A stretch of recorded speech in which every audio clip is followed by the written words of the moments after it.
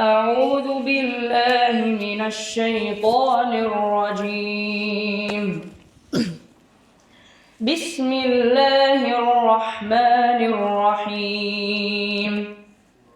إنا أنزلنا إليك الكتاب بالحق لتحكم بين الناس بما أراك الله ولا تكن للخائنين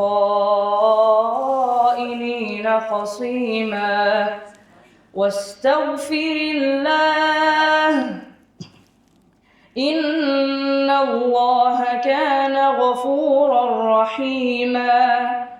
ولا تجادل عن الذين يختانون أنفسهم إن الله لا يحب من كان خوانا أثيما. يستخفون من الناس ولا يستخفون من الله وهو معهم إذ يبيتون ما لا يرضى من القول وكان الله بما يعملون محيطا. ها أنتم هؤلاء جادلتم عنهم في الحياة الدنيا فمن يجادل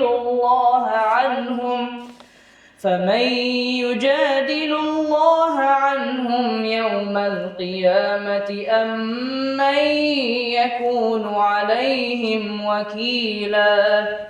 ومن يعمل سوءا أو يظلم نفسه ثم يستغفر الله يجد الله غفورا رحيما.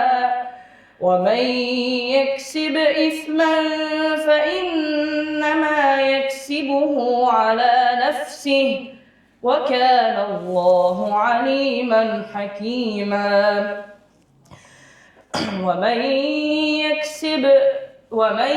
يكسب خطيئة أو إثما ثم يرم به بريئا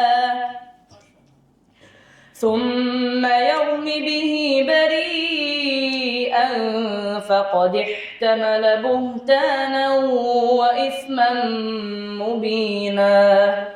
ولولا فضل الله عليك ورحمته لهمت طائفة منهم أن يضلوك وما يضلون إلا أنفسهم وما يضرونك من شيء وأنزل الله عليك الكتاب والحكمة وعلمك ما لم تكن تعلم وكان فضل الله عليك عظيما.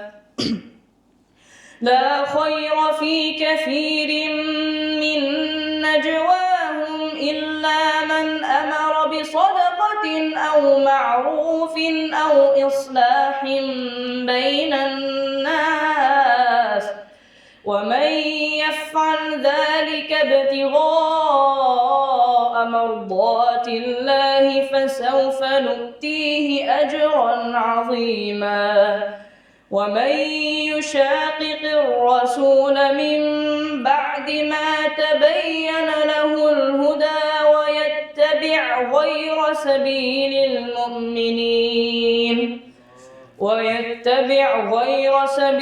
المؤمنين نوله ما تولى ونصله جهنم وساءت مصيرا. صدق الله العظيم.